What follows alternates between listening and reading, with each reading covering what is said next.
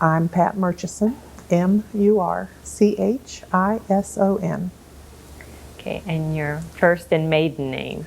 My maiden name was Berry, Berry, and I was born in Fort Pierce, not Stuart, because Martin Memorial Hospital was still 2 years away. So I've always lived here, but I consider myself a Martin County native, but I really was born in St. Lucie County. Yeah. My grandparents, the McLeans, McLane, Charles and Oni McLean, came to this area in 1911 or 12. I'm not positive. I've always heard the date 1911, but that might not be correct. And the family has been here since. We're small. No buildings are named for us. I taught school for 25 years in Martin County. My children graduated from Martin County High School because South Fork didn't exist yet. We weren't that big. And I have lots of wonderful memories of growing up in the 40s and 50s. Okay, the year of your birth, just so we can get this, your memories are through your family that came before you, but you were born in what year? I was born in 1937. 1937. Mm-hmm. So the unusual thing about you is that we have two generations of parade marchers. So will you tell me about your mother and how she happened to be here and how old she was? My mother always told a story about marching in the first parade when Martin County became Martin County, because she said she had to be an orange. My grandmother made the costume, a big round cloth affair, I guess, with stays, and she wanted to be something beautiful, but she was an orange. Apparently all the children dressed as something that represented Martin County, and so I heard these funny stories about there I was waddling down the street in my orange costume. She was, what, 8 years old, and I can see her. My mother was a tomboy, and dressing up like an orange, really, that would not have been something she liked to do. So I heard those stories. When I was, it was 1950, I was in the 8th grade. I was in the high school band. We were allowed to be in high school things because the school was so small. I think our band was like 30 strong, and so they certainly didn't care if I was only in junior high school. And we had a wonderful big parade, and we marched in the parade and ended up at the courthouse, the steps of the courthouse where the governor spoke, Governor Martin spoke. And I remember it as being colorful and lots of excitement, and everyone in town came out for this big parade. And the whole reason that I'm here is because of a band. I belong to the community band in Stuart. And when I heard that Martin County was going to celebrate a 75th birthday with a big celebration, I called the woman in charge to find out if my band could participate, because it would make 3 times that my family had participated in the celebration of Martin County.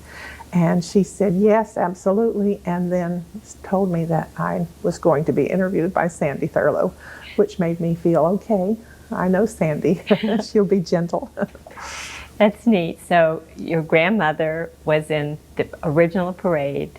Not my grandmother, my mother. Your mother? Yes. Mm-hmm. Okay, and then you. And then I was in the second. In twice. And I get to be in the third, yes. So I'm excited about it. I hope that it's as much fun as it was when I was 13. We have a photograph of the crowd in front of the courthouse when Governor Martin was speaking, and there was a great big flag over the front of the courthouse. So I've seen that picture. Is it at the courthouse? Yes. And I can pick out some of the people that I knew. There were kids that I knew, and I can pick out some of the adults. That's a really nice picture. I know the Clarks are leaning against the car in front, the teachers later, Dale and Ella. So the band, I don't remember a band in that picture. Was just everyone? If you look off to the right, of the steps, there's a tuba. Oh. And you can just see the hats just off to the side. We weren't, we were just background music, I guess you'd say. We weren't in the forefront of the picture. But I saw the tuba, and I can't pick out any faces. But I knew we were there. And before that, you had marched in the parade. Yes, we had marched in the parade. And it was a big parade. Can you remember where it started, where it ended? The parades always went from Osceola. It was not a one-way street then. We would march, I would say down it, but I guess properly up it, because we would be heading north, and then around the corner and up Flagler and back to the courthouse. And that's where all the parades were in those days. We had lots of parades when I was growing up, and the high school bands participated. Even in the summer, they rounded up a band. There was always music. So that's why I'm still in a band. I still love to participate like that. So we had fun in those days. What is your instrument? Saxophone. Alto saxophone, yes. Mm-hmm. And it was in the 1950 parade as a junior high schooler, yes. And now as a mature person. Yes, I call it the high school band for senior citizens, but they'll kill me for saying that. I hope they don't watch this video too.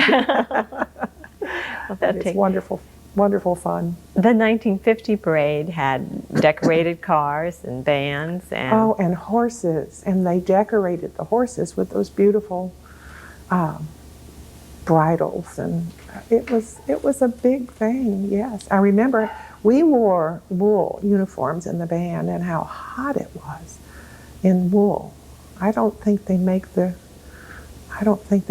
do that anymore with those awful heavy wool uniforms. But we did it because that was the way it was.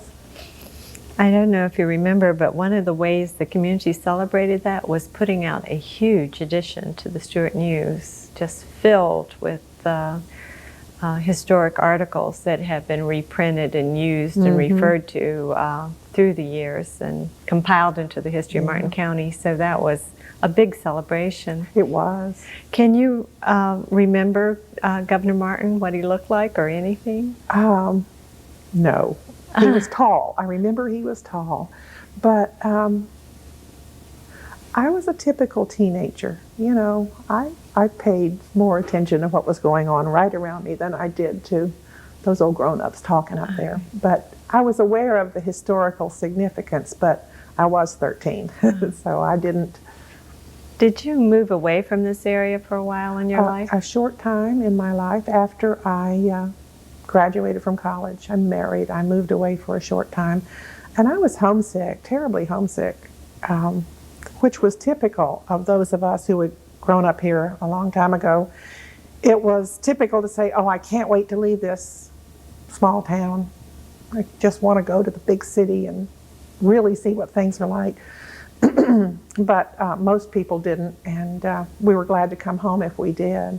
So I'm back. My best girlfriend married and moved to Palm City and cried every day because she was homesick. So we were pretty bad. From Palm City? Yes, yes. That is bad. We went to school at Florida State University in Tallahassee, and you can imagine they wouldn't let us come home until after Thanksgiving because they knew that we might not go back to school. So it was, Stuart has something special, a special hold over people. And when I say Stuart, I really mean Martin County, because in those days there was no distinction like there is now. There seems to be more, we're from a particular area. If you were from Martin County, you were from Stuart. I think that people thought that. That's the way we all felt.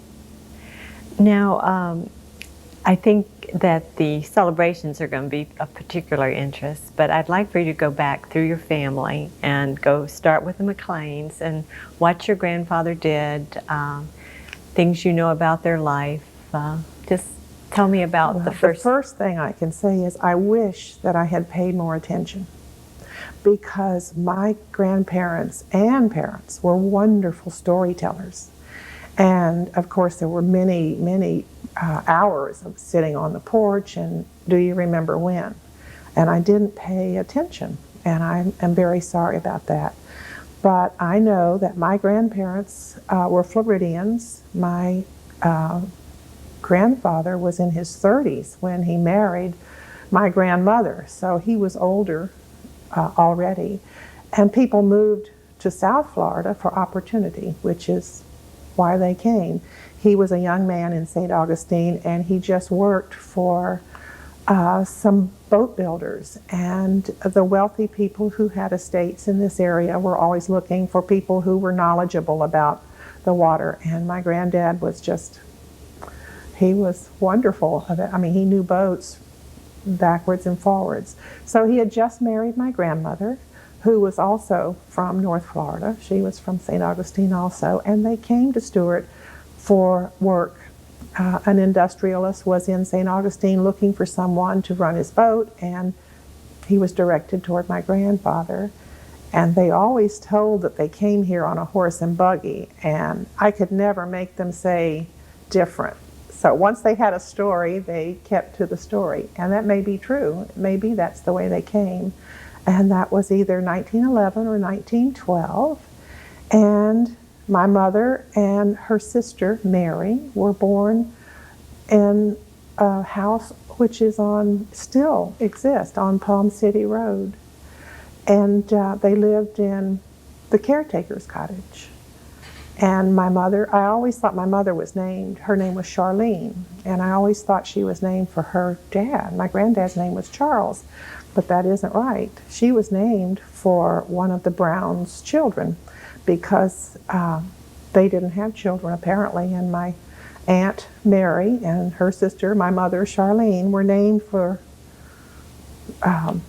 people in the Brown family, and they gave them money, and that was why they got their name. I think they got $500 for naming my mother and aunt after theirs. So my aunt always says, "Didn't we have a good start?" Oh. It's sort of a family joke. So that industrialist's name was Brown. His name was Brown. He was from Chicago, and my grandfather was in charge of his estate, kept the trees, the citrus trees, and fished with him when he came down. He left Mr. Brown and moved to Sewell's Point and worked for a man named Carnegie. And my mother grew up over there, which was wonderful because she was a tomboy, and that was a tomboy's paradise. The boats in the river, and she was a crack shot, and you know, she was quite a character. And I know you know that because you've met my mother. I wish she was here because she would be a much better story than I. But I did remember we had a great love for the water. We grew up on the water. I lived on the beach as a child. In the 40s, while the war was going on, the old Jensen Bridge was the only access to the beach, and it was wooden. And we didn't have a car. We had to take the bus. And the bus existed solely for the soldiers who were stationed at Camp Murphy, which is in Hope Sound and is now Jonathan Dickinson State Park. We would go down to the little gas station on Dixie Highway right in town, gas station's still there by the way, and catch the bus with all these soldiers. And then we would get off at the foot of the bridge because it couldn't cross, and we would walk. And that was just fine. That was what we did. Every day, went to the beach. Your mother and your sister? My sister and I. Mm-hmm. Yeah. So you were there with the soldiers on this bus? Yes, and I remember, mostly I remember being told, don't pick up strange objects, because apparently there were mines that were maybe put there. I don't know if that was true, but I did not pick up strange objects, just shells and things like that. But we just lived on the beach and on the water. My grandfather was a fisherman, and for entertainment, we either went to the beach or we went down to where Sailfish Point is now. You could get there either by walking or a Jeep, which Daddy had, and we'd take our fishing gear and picnic things, and we would catch our lunch and spend the day. So my life growing up was on the water, either in the rivers, which were clean enough to swim in, by the way, and the ocean.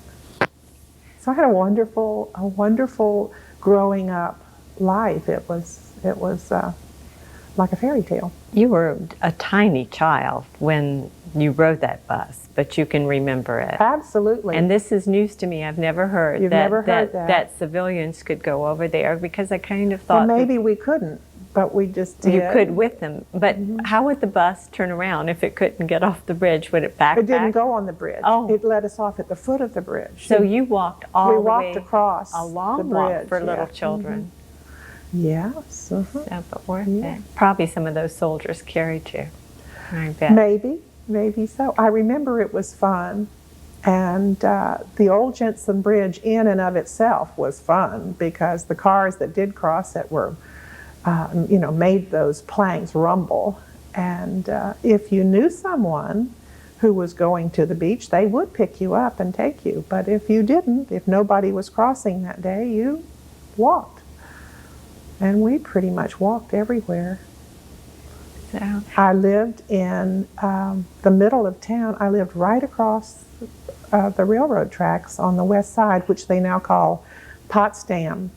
So we walked across town to the movies at the Lyric Theater. We walked to, my grandmother would always dress up in the afternoon and take me with her for a trip for anything. Whatever reason, she would make up something. Let's go get a spool of thread, and we would always go to the Rexall drugstore and have an ice cream cone. I remember those things so well.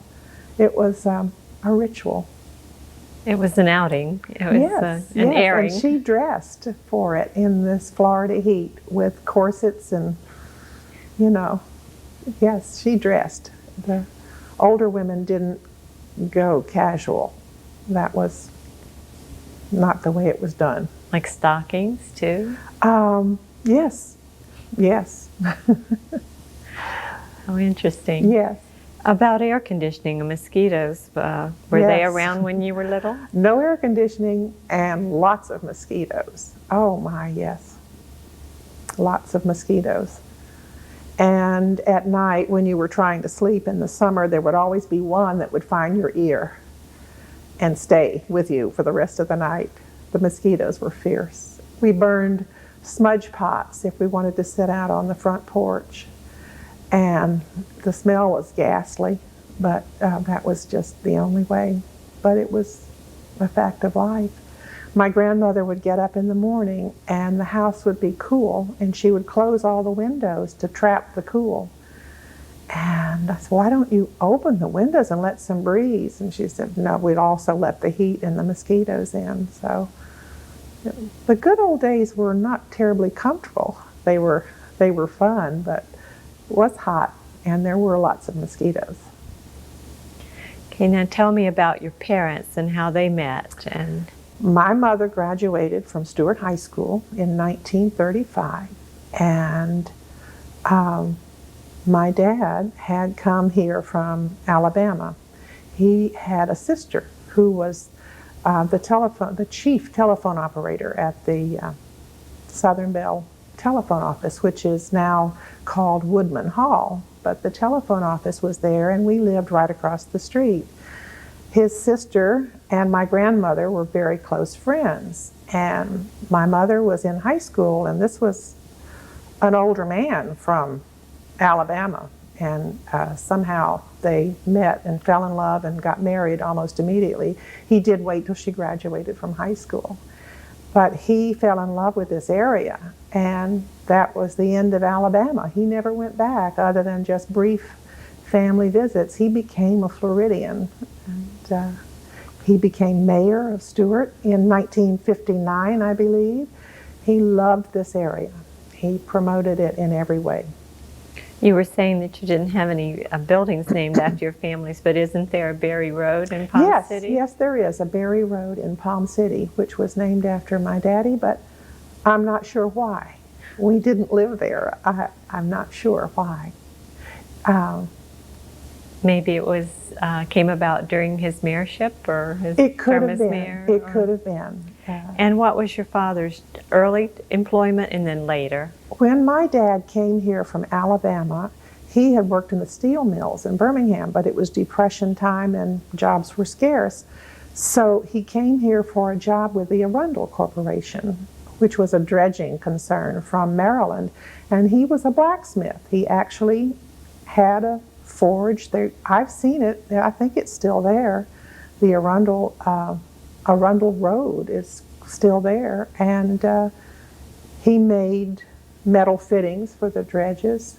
He made barbecue sets for a lot of our friends, which were considered a work of art. He was very talented with his hands.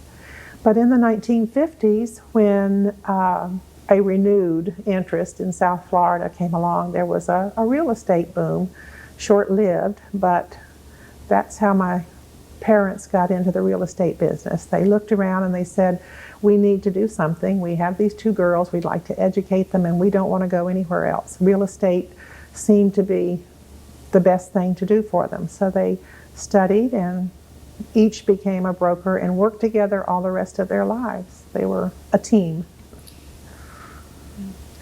Did your mother do anything in the community besides work? Or? She was very active in politics. She was a Democrat, and she became very active in the Democratic Party. She was a state Democratic representative. I'm not sure what the title is, but she wasn't so much for clubs and organizations. She was a worker, and she was always busy doing that. But she did love politics, and so I remember that she did go places that involved the Democratic Party. My dad was a Lion. He was more civic-minded, I think, and liked to go to meetings. And I see that they had a float in that 1950 parade. oh yes, they did. Was he involved in that at all? I don't think he rode on the float, but he was involved. Car, whatever. Yes. So this political interest probably goes back to being an orange in the parade, don't you think? Perhaps it did. Do you know what Aunt Mary was? If your mother was an orange, was she a couple of years older? She was a couple of years older, and I don't know. She never talked about it. Never complained. She moved away. No, she never complained, and she moved away. So her stories aren't mine. She was a wonderful storyteller, but somebody else reaped the benefits of those stories. You've covered just about everything as far as what it's like to live in the area, but is there something that you can add about our attitudes in the future? Well, attitudes, I think, is a good word, because I think that probably is the only negative thing that I can say about Martin County. There used to be so much togetherness. I heard the person you were interviewing before talk about how we all cared about each other. And I think you can say that about any area of Martin County in those days. We all cared about each other in school and in business and in families and in churches, and it was a community that cared, and I think that's probably what was so special about it. And now, and I'm not saying growth is bad, but growth does bring a separation, and the attitudes are different, and there's more of a separation than there was when I was growing up, and less caring. It's more, well, people came here for opportunity in the early days. Today they come to retire, and it's a different feeling. So growth was good. It wasn't a dirty word like it is today. And more people were good, and more businesses. Those were good things. That's why we had lots of parades, I guess, to celebrate the fact that we were growing. And I think that's the attitude today that's different, that's a little bit negative. There's seems to be that growth, anti-growth animosity That's the only negative thing I can say about Martin County, because obviously I ended up not wanting to get out of this one-horse town. I've been here a long time, and I have no intentions of leaving at this point. I can't imagine where I would go. And I'm involved, just like my family was. I'm involved in the community, and you have to make yourself get out there and meet people, because they're here, and I don't think they're going anywhere either. So it's my home, and I live here and I play here, and I enjoy it very much.